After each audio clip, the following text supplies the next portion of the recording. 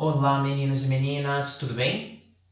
A videoaula de hoje se destina aos alunos de Biomedicina que cursam a disciplina de Tópicos Especiais em Biomedicina 2. Na aula de hoje eu vou mostrar para vocês como as células se organizam em tecido e os principais tipos de tecidos que nós temos. Então, o nosso tema, histologia dos órgãos e dos sistemas. Eu sou o professor Heitor. Oi! E pessoal, aproveita, já pega a sua caneta, já pega o seu papel para anotar as dúvidas e lembre, você pode deixar suas dúvidas aqui nos comentários do vídeo que eu respondo para você. Não se esqueça que no final da aula de hoje eu vou deixar para vocês uma questão valendo 50 pontos que vocês devem responder aqui nos comentários desse vídeo no YouTube. Fora isso, amanhã, dia 7 de abril de 2020, às 8 horas da manhã, nós temos um encontro ao vivo.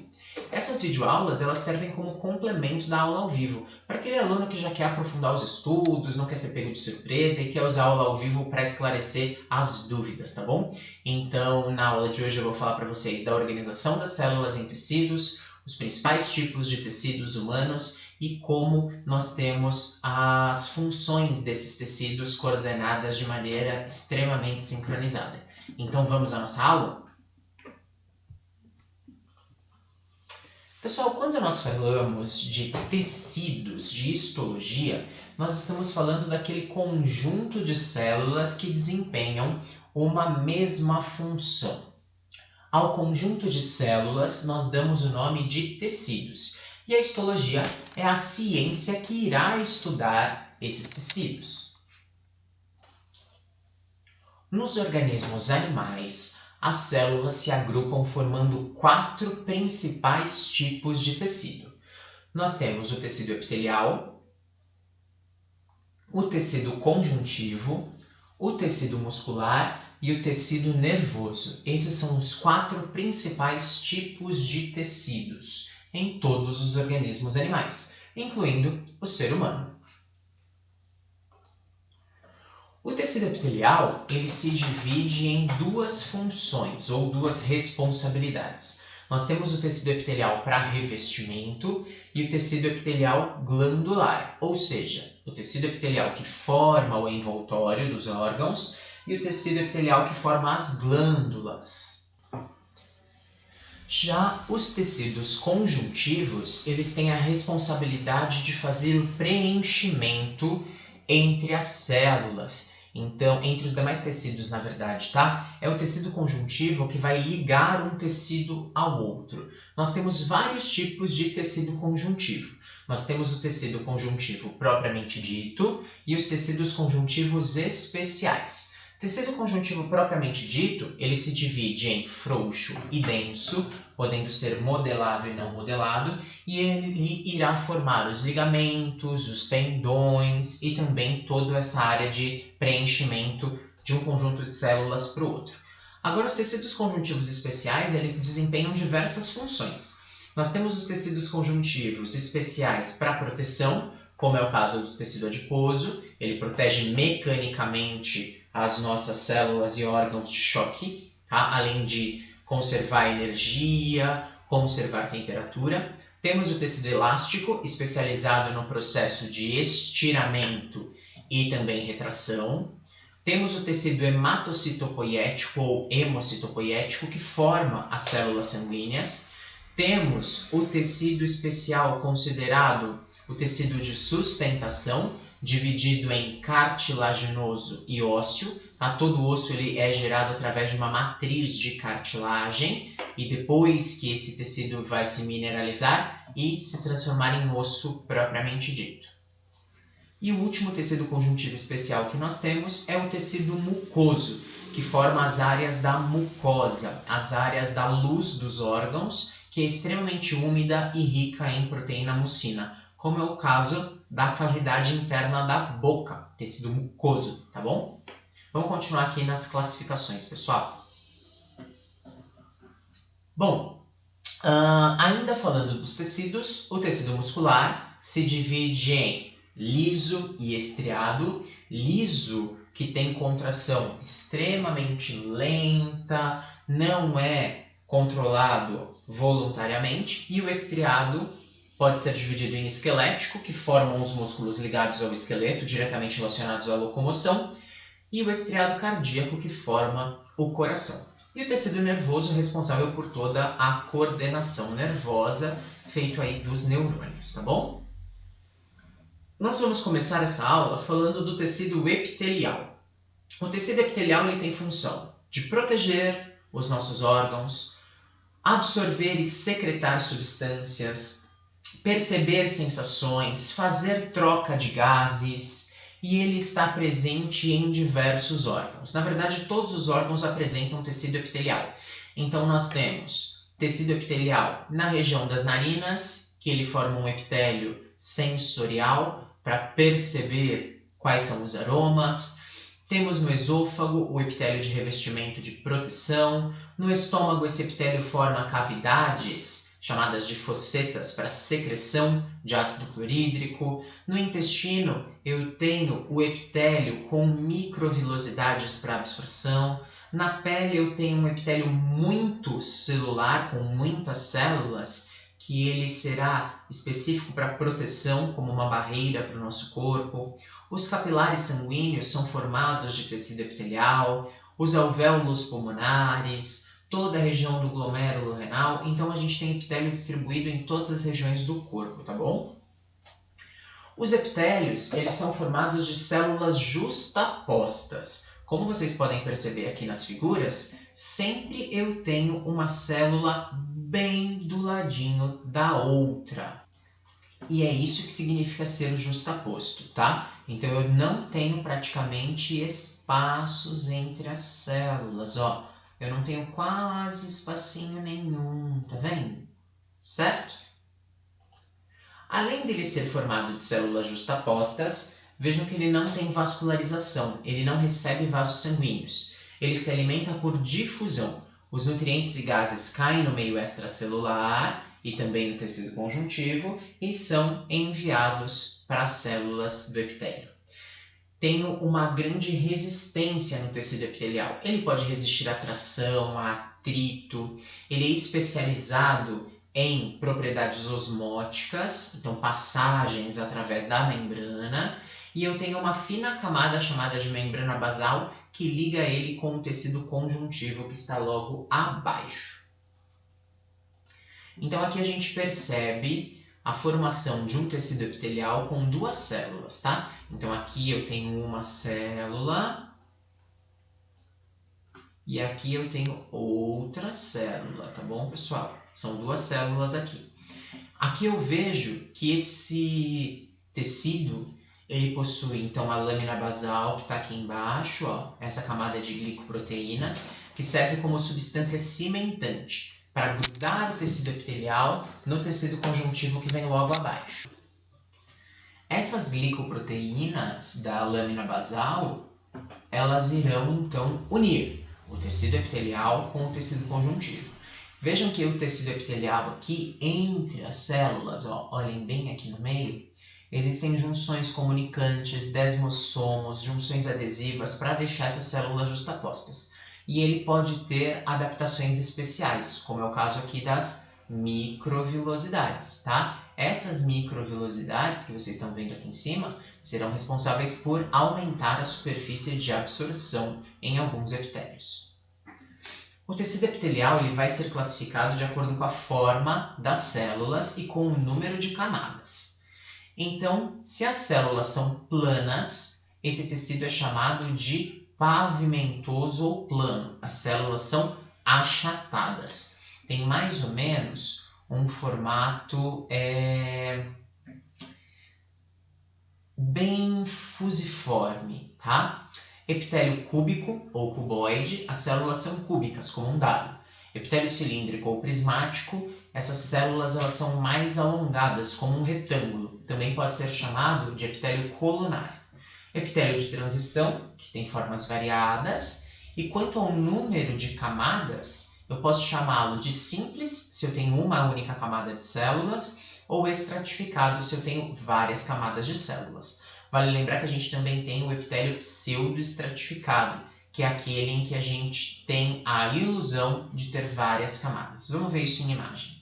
Então aqui, pessoal, eu tenho neste epitélio, ó, que eu vou colorir para vocês, aqui é um epitélio cúbico simples. As células, elas são cúbicas, elas têm esse formato um pouco mais quadradinho, tá? E eu tenho uma única camada, então é cúbico simples. Aqui as células são achatadas, tá vendo, ó? Bem achatadinhas, em um formato fusiforme. Aqui é o epitélio pavimentoso. Como eu tenho uma única camada de células, pavimentoso, simples. Aqui eu também tenho, ó, na última camada de células, eu vejo células pavimentosas, bem achatadinhas. E a última camada de células, a camada mais externa, que vai classificar o formato das células. Então esse é um epitélio pavimentoso, porque tem células pavimentosas, só que eu tenho várias camadas de células. Por ele ter várias camadas de células, ele é um epitélio pavimentoso estratificado. E aqui está o epitélio prismático, ou cúbico, ou colunar, como vocês prefiram. Aqui eu tenho o epitélio prismático, mais de uma camada de células, prismático estratificado. E aqui, prismático simples, uma única camada. Já aqui, eu tenho um epitélio prismático também, que tem essa forma colunar, mas está vendo que os núcleos eles estão alinhados de maneira diferente? E se você bate o olho, dá a impressão que tem mais de uma camada de células? Esse é um epitélio chamado de pseudoestratificado. Parece que tem várias camadas de células, mas não tem, tá bom? Com relação aos epitélios glandulares, lembra que eu falei que o epitélio ele pode servir para revestimento ou para formar glândula? Glândula é aquela estrutura que irá secretar algum tipo de substância. Nós temos glândulas que vão secretar substâncias no interior dos órgãos e temos glândulas que vão secretar substâncias diretamente na corrente sanguínea. E aí nós classificamos essas glândulas. Quando ela lança secreções no interior de um órgão, ela é chamada de glândula exócrina. Quando ela lança secreções direto na corrente sanguínea, ela é chamada de glândula endócrina, tá bom? E todas elas são formadas de epitélio, de células do tecido epitelial. Vamos dar uma olhadinha nelas. A função dos epitélios glandulares, então, como eu falei, é formar as glândulas. As glândulas, elas têm uma característica de apresentar uma grande quantidade de complexo golgiense e retículo endoplasmático rugoso. Originam-se dos epitélios de revestimento, tá? E formam os dois tipos de glândulas que nós falamos. Como é esta origem? Como vocês estão vendo aqui, eu tenho o epitélio de revestimento aqui em cima. Ó. Vamos olhar para esta primeira imagem. Eu tenho o epitélio de revestimento bem aqui em cima. E aí, as células do epitélio vão se proliferando e invadindo o tecido conjuntivo. Essa proliferação aumenta. Vamos ver aqui no número 2. E aqui em 3, eu formo uma glândula exócrina, formo esse tubo que irá secretar substâncias. E aqui em 4, eu formo uma glândula endócrina, que perde a ligação do epitélio e ganha vasos sanguíneos, tá bom? As glândulas, então, vão ser classificadas de acordo com o local onde a secreção é eliminada, se é endócrina ou exócrina, endócrina no sangue, exócrina no interior do órgão, modo de eliminação da secreção e número de células, tá? Quanto ao local de eliminação das secreções, a glândula é chamada de exócrina quando secreta as suas produções no interior de um órgão. E endócrina, quando secreta o seu material produzido dentro da corrente sanguínea. Elas também podem ser chamadas de mistas ou anfícrinas quando fazem os dois. Por exemplo, o pâncreas é uma glândula mista. Ele secreta suco pancreático no interior do duodeno, tá? E secreta insulina e glucagon dentro do sangue. Então ele tem uma porção endócrina e uma porção exócrina, certo?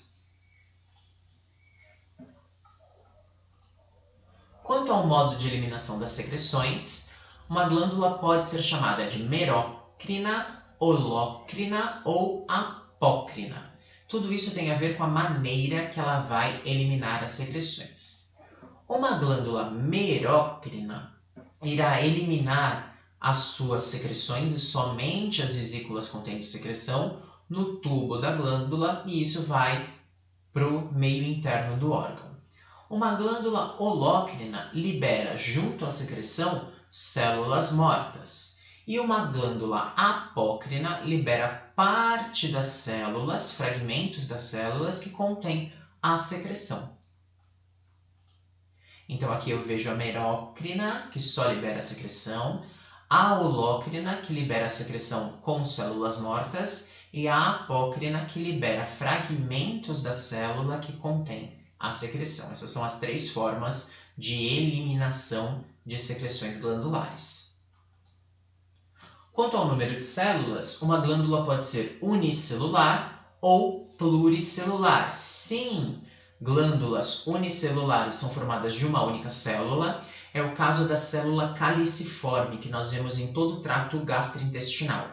A célula caliciforme é uma glândula exócrina que secreta muco, formado da proteína mucina, para lubrificar e proteger a parede interna do trato gastrointestinal.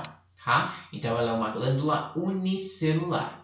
E nós temos as pluricelulares, formadas de várias células. Essas glândulas pluricelulares, formadas de várias células, podem ser tubulosas, quando formam tubos, alveolares, quando formam alvéolos, bolinhas, estruturas parecidas com cachos de uva, ou tubuloacinosas, também chamado de tubulo-alveolares, quando misturam essas duas formas. Aqui, por exemplo, a gente vê uma glândula unicelular em A, vemos aqui em B uma glândula tubular ou tubulosa, em C uma glândula acinosa em forma de gominhos de cachos de uva, e em D uma túbulo-acinosa, que mistura os dois formatos. Em muitos órgãos nós temos esses vários tipos de glândulas associados, tá? A pele é um deles, em que eu vou ter glândulas tanto nesse formato tubular quanto no formato acinoso. A pele ela é a camada que vai revestir e proteger o nosso corpo, é a nossa principal barreira contra os agentes do meio externo. Regula a nossa temperatura, tem função sensorial, secreta substâncias, e ela é formada de algumas camadas, tá? Como a camada da epiderme, da derme e a camada da hipoderme, também chamada de tela subcutânea. Toda a pele contém glândulas. Então, se a gente olhar aqui para a pele, eu contenho em toda a camada de pele, eu tenho o tecido epitelial de revestimento aqui em cima, que nós já vimos. Ele é formado de células pavimentosas. Eu tenho acima desse tecido epitelial, como vocês veem aqui, ó, uma camada de queratina formada das células mortas. Então, é um epitélio queratinizado. E eu tenho na camada da derme várias glândulas, como vocês estão vendo aqui, ó, glândula sudorípara, por exemplo. Temos a glândula sebácea, que estão lançando secreções. Tudo bem? Pessoal, lembrando que a qualquer momento que você tenha dúvidas, deixe uma mensagem aqui no vídeo ou também me mande essas dúvidas pelo link das minhas mensagens do AVA. Você também pode esclarecer suas dúvidas durante a aula presencial, aliás, a aula ao vivo, que nós temos amanhã de manhã, tá bom? Agora vamos falar um pouquinho de tecido conjuntivo. O tecido conjuntivo ele é formado de células sem forma definida, células amorfas, com uma grande quantidade de líquido intercelular, de matriz intercelular, e ele vai ser responsável pelo preenchimento dos espaços entre aspas vazios, pela sustentação dos demais tecidos e pelo transporte das substâncias no corpo. Quando eu falo em tecido conjuntivo, eu estou falando de um tecido altamente especializado. Ele é dividido em tecido conjuntivo propriamente dito e tecido conjuntivo especial. Ele se origina lá no embrião da mesoderme e ele é constituído de células, fibras, dentre elas elastina, colágeno e também de matriz ou substância fundamental. Vale lembrar que o transporte de substâncias pelo corpo é feito pelo sangue. E o sangue é um tipo de tecido conjuntivo, tá? Ele é produzido pela medula óssea, através do tecido hematocitopoiético, e ele é considerado um tecido conjuntivo líquido, tá bom? O tecido conjuntivo propriamente dito, como a gente já viu, é dividido em denso e frouxo, e os especiais são todos os outros.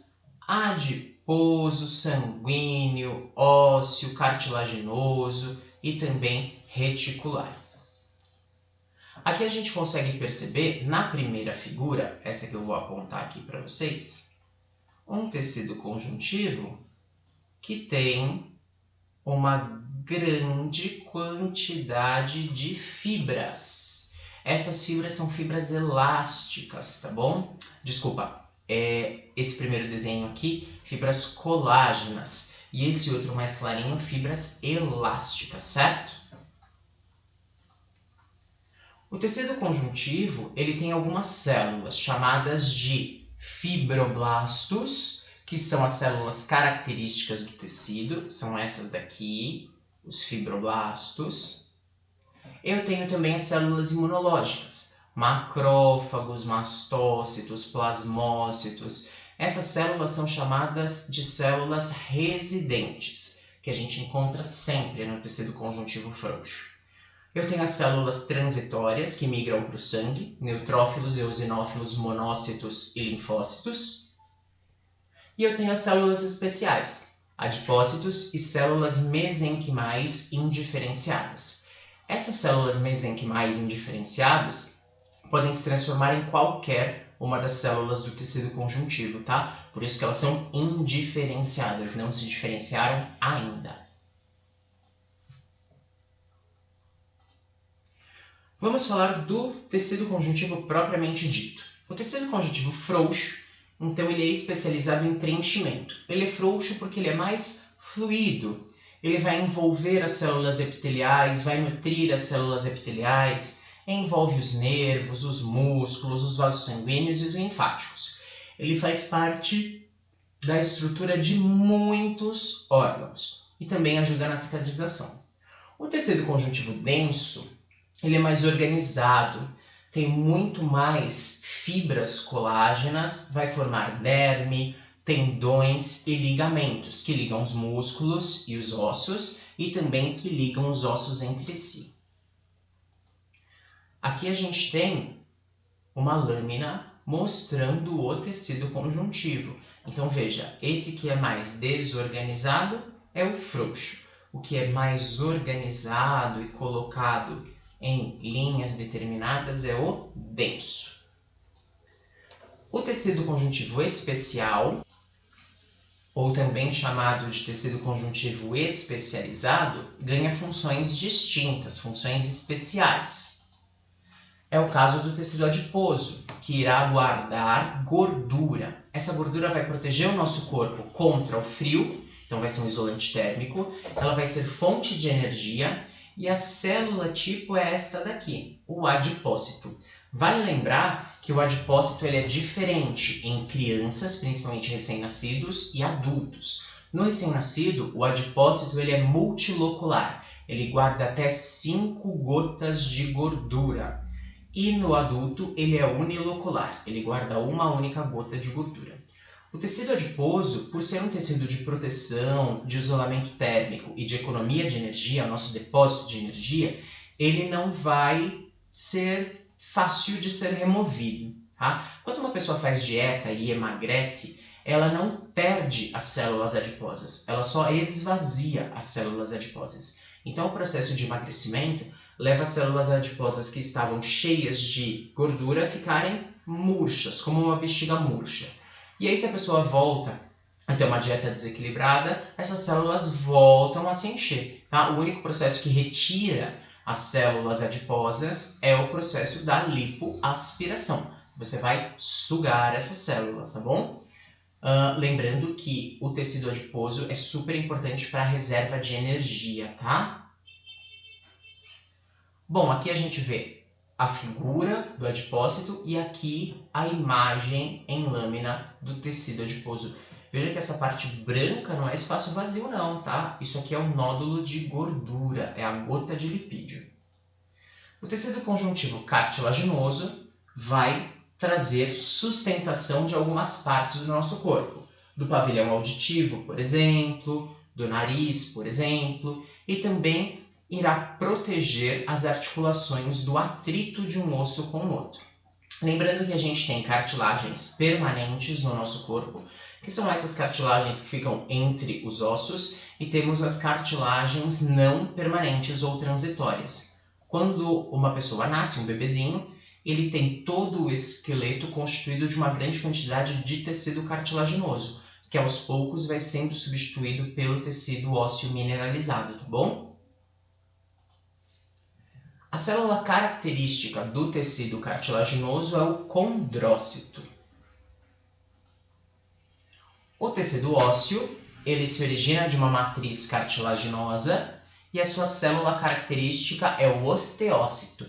Ele é extremamente rígido, vai formar o esqueleto nos vertebrados e é riquíssimo em fósforo e cálcio. Ele também vai ser uma reserva de cálcio para a contratura muscular. O tecido conjuntivo sanguíneo vai formar o sangue, o nosso único tecido conjuntivo líquido. Ele é formado de uma parte totalmente líquida, que é chamada de plasma, onde eu vou encontrar proteínas, minerais, água e anticorpos, que são proteínas, e é formado de uma parte sólida, que são os elementos figurados. As células vermelhas são as hemácias, ou eritrócitos, ou glóbulos vermelhos. As células brancas, os leucócitos, ou glóbulos brancos, e os trombócitos também são chamados de plaquetas. A hemácia faz o transporte de gases, enquanto os leucócitos fazem a defesa. E as plaquetas são responsáveis pela coagulação, tá bom? Então aqui a gente consegue perceber os leucócitos, as hemácias e as plaquetas, aqui em 3 imagens isoladas e aqui os 3 juntos. Então a hemácia aqui em vermelhinho, a plaqueta arroxeada e o leucócito em amarelo. As células sanguíneas, elas são geradas no tecido hematocitopoiético, que é o tecido que forma a medula óssea, fica aqui, ó, dentro dos ossos. Os ossos longos e ossos planos têm uma grande quantidade de medula óssea. Aqui dentro da medula, do que a gente chama, entre aspas, de tutano do osso, eu tenho uma grande quantidade de células, como a célula hematopoiética, que irá sintetizar e se transformar em todas as células sanguíneas, seja glóbulo branco, seja eritrócito, que é o glóbulo vermelho, ou plaqueta, tá bom? O tecido muscular. O tecido muscular forma os músculos. Ele é formado lá no embrião pela mesoderme e a função principal é movimentação e nos animais, que são homeotérmicos, geração de calor. Sim, são os músculos que geram o calor para os animais homeotérmicos conseguirem manter a temperatura. Por isso, quando está frio, seus músculos tremem para você se manter mais aquecido. Lembra que o tecido muscular ele é dividido em 2 principais tipos, liso e estriado. E o estriado se divide em cardíaco e esquelético, tá bom? Bom, aqui a gente consegue perceber os tipos de músculos. Então eu tenho o tecido muscular estriado esquelético, o tecido muscular liso, também chamado de visceral, e o tecido muscular cardíaco ou miocárdio. O tecido muscular estriado esquelético, ele vai ser responsável pelos movimentos voluntários. Ele se liga ao esqueleto, aos ossos do esqueleto, e ajuda na alavanca das movimentações. Vejam aqui, ó, nesse esqueminha, que esses tecidos, eles têm uma grande quantidade de fibras. Veja que ele está todo alinhadinho, isso que a gente chama de estrias, tá bom? O tecido muscular liso, ele vai formar as vísceras, então os órgãos digestórios, pulmões, os órgãos internos, e a contração é involuntária. Enquanto o tecido muscular estriado esquelético você movimenta quando você quer, o tecido muscular liso, também chamado de visceral, tem movimentação automática e a contração dele é bem lenta. Você não sente, por exemplo, o seu intestino contrair e relaxar nos movimentos peristálticos para a transmissão do bolo alimentar. Você não sente o seu fígado contrair para a expulsão da bile. Você não sente o seu baço se movimentar. Toda essa movimentação é involuntária, você não precisa pensar para ela acontecer e a contração é lenta, tá bom? O tecido muscular cardíaco, ele também funciona de maneira involuntária. Você não precisa pensar para o seu coração bater. Mas ele é um músculo estriado, ele também tem essa organização em estrias, e essas estriações é que permitem a rápida contração. Então nessa imagem aqui, ó, a gente consegue perceber bem como é a organização de cada um desses tecidos. Cada feixezinho desse daqui, ó, no músculo estriado esquelético, vai promover a contração e o relaxamento, assim como no músculo liso e no músculo cardíaco. Só que a contração do músculo cardíaco é muito rápida e involuntária, do músculo estriado esquelético é rápida e voluntária, e do músculo liso é lenta a contração e involuntária. Lembrando que os músculos que são voluntários, tá? Geralmente todos os músculos estriados esqueléticos podem apresentar fadiga, eles podem se cansar. A fadiga muscular nós damos o nome de cãibra. Existe um único músculo liso de controle voluntário do seu corpo, que é a língua. A língua, ela é uma víscera, ela é formada de músculo liso, tá? Só que ela tem um controle voluntário, você que controla a língua. Então, se eu quero colocá-la para fora, para dentro, para um lado, para o outro, tá? Todo esse movimento ele é voluntário. E por ela ser um músculo liso, ela não entra em fadiga, ela não tem cãibra. Somente o músculo estriado esquelético que apresenta fadiga, tá? O coração também não apresenta. Os músculos, eles são divididos em feixes. Cada fitinha dessa que vocês estão vendo aqui, ó, é um feixe muscular, tá? Esse feixe muscular é formado de fibras musculares. A fibra muscular é o nome que nós damos à célula muscular. E ele é dividido em bandas. A contração muscular acontece baseada em duas proteínas, a actina e a miosina. Uma proteína está sobreposta à outra e elas deslizam uma sobre a outra, encurtando o músculo quando ele contrai e quando elas relaxam, voltam ao tamanho normal. Então, actina e miosina formam as proteínas musculares contráteis, tá bom? Agora, e o tecido nervoso, pessoal? O tecido nervoso é o último tecido que nós vamos trabalhar. E como eu havia falado anteriormente, ele é responsável pela coordenação de todos os outros tecidos e também dos órgãos e dos sistemas. O tecido nervoso forma o sistema nervoso. Nós temos basicamente uma divisão do sistema nervoso em dois sistemas. O central, que fica dentro do esqueleto axial, então material que está dentro da caixa craniana e dentro da coluna vertebral. Formando o sistema nervoso central, nós temos o encéfalo e a medula espinhal, e nós temos o sistema nervoso periférico, dotado de nervos e gânglios que saem do sistema nervoso central. Então, todos esses nervos e gânglios que vocês estão vendo aqui vão se espalhar pelo corpo para levar informações e também para receber informações. O tecido nervoso, ele é responsável por perceber, elaborar e promover estímulos frente às informações do ambiente. Então, ele recebe os estímulos do ambiente e ele devolve respostas. O ambiente está muito frio, a temperatura está caindo, ele manda como resposta contração através de tremor dos músculos para que você consiga se aquecer. Por exemplo, tá? Existem alguns tipos celulares no tecido nervoso.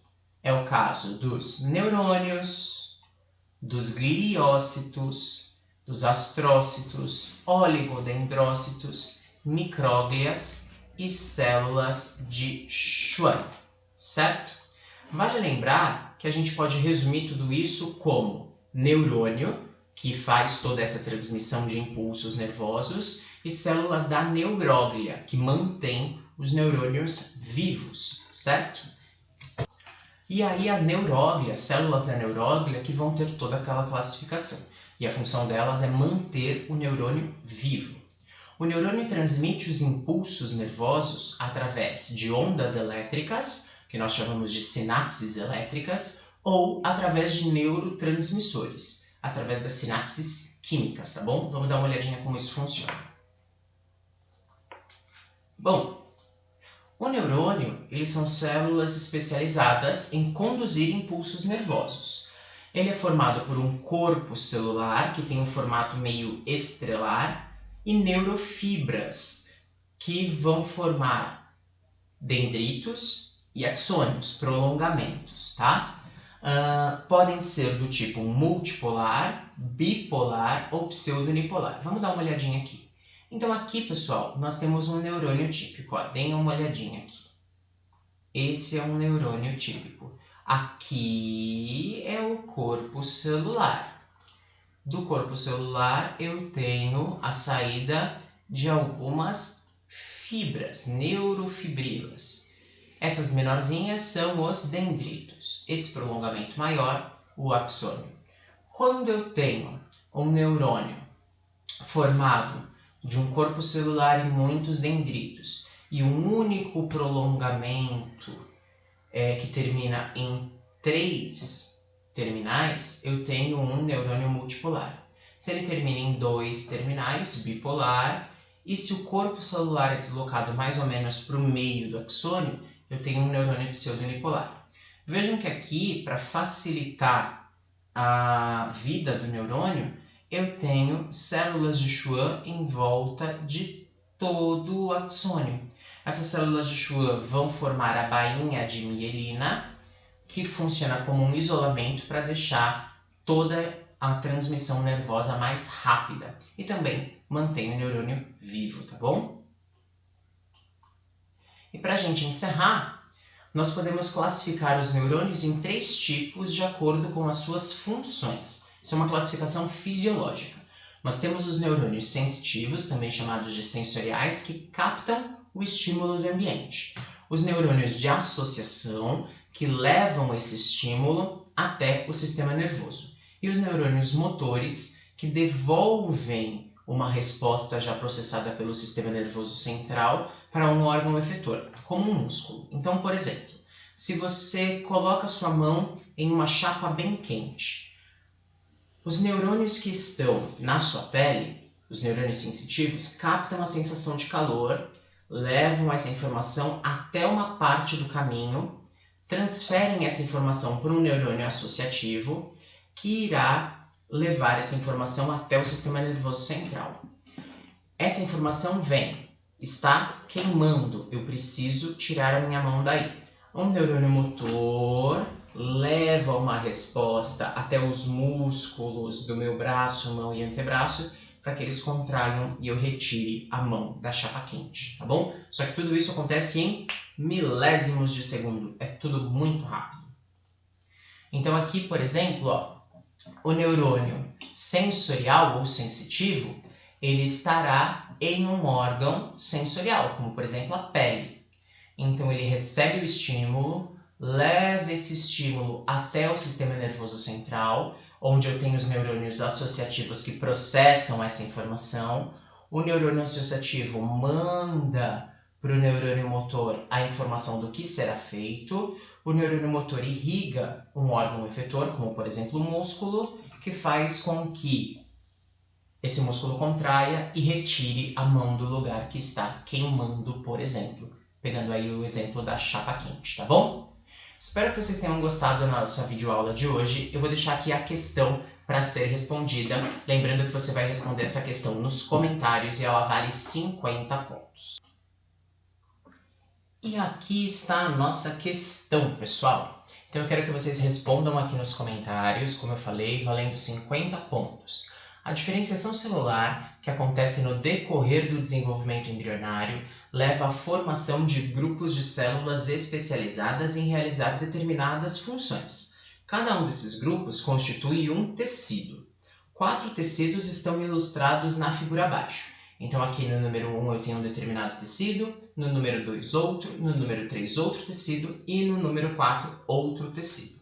Eu quero saber de vocês quais são os tecidos que correspondem aos rins, ao fêmur, às fossas nasais e ao coração.